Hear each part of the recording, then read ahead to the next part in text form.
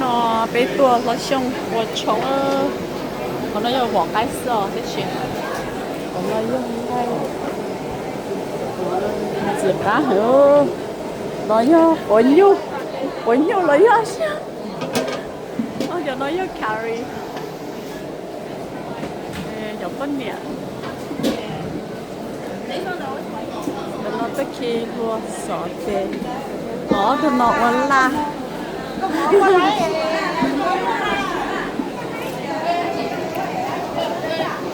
cái hố nào nó có lúc đi tua xé rồi trong cửa luôn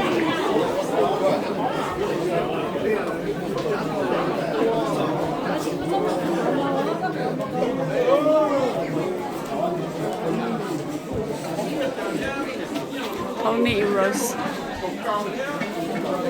So pretty. Nhớ à lo lo, tao nó tha nó như phải chơi ấy kìa đấy không?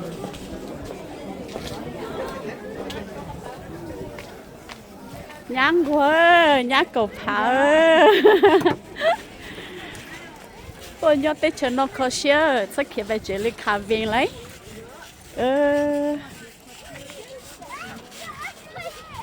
Thôi đã nhớ tôi cá xiên luôn rong câu thì tiền lúc trẻ á không nè rong câu là